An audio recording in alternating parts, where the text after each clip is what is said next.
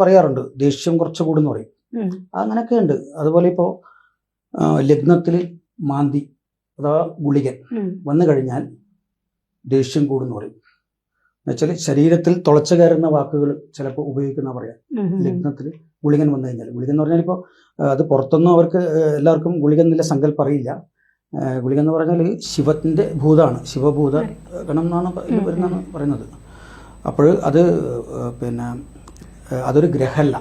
Okay, അപ്പോൾ പിന്നെ അത് വരുന്ന സമയത്ത് അതിന് പോസിറ്റീവായിട്ടും നെഗറ്റീവായിട്ടുള്ള ഇതുണ്ട്, മെറിറ്റ്സ് ആൻഡ് ഡിമെറിറ്റ്സ്. എന്ന് വെച്ചാൽ ഒന്ന്, ഗുളികൻ വന്നു കഴിഞ്ഞാൽ ഭരണാധികാരി ആയി തീരാനുള്ള, ഭരണാധികാരി മീൻസ് ഭരിക്കണം എന്നല്ല ഉദ്ദേശിക്കുന്നത്, അഡ്മിനിസ്ട്രേറ്റീവ് സ്കില്ല് പവർ ഉണ്ടാവണം, അതുപോലെ ഒന്നിലധികം വാഹനങ്ങൾ ഉണ്ടാവണം, അങ്ങനെയൊക്കെ പറയുന്നുണ്ട്. ലീഡർഷിപ്പ് ക്വാളിറ്റി, അതാണ് ലഗ്നത്തിൽ ഗുളികൻ വന്നു കഴിഞ്ഞാൽ.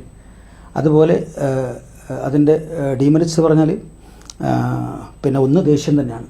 ദേഷ്യം എന്ന് പറഞ്ഞാൽ വളരെ വല്ലാത്ത ഒരു ദേഷ്യം ഉണ്ടാകാനൊരു സാധ്യതയുണ്ട്. പിന്നെ അതുകൂടാതെ ലഗ്നത്തിൽ നിന്ന് ഗുളികൻ അകലം തോറും കുറച്ച് ഇൻട്രോവേർട്ട് ആവാനുള്ള സാധ്യതയാണ് കാണുന്നത്. ഇപ്പോൾ ലഗ്നത്തിൽ തന്നെ 12th ഹൗസ് എന്ന് പറഞ്ഞാൽ നേരെ ഓപ്പോസിറ്റ് ലാസ്റ്റ് വന്നു, അവിടെയൊക്കെ വരുന്ന സമയത്ത് ആൾക്കാർ അധികം സംസാരിക്കില്ല, അങ്ങനെയൊക്കെയാണ്.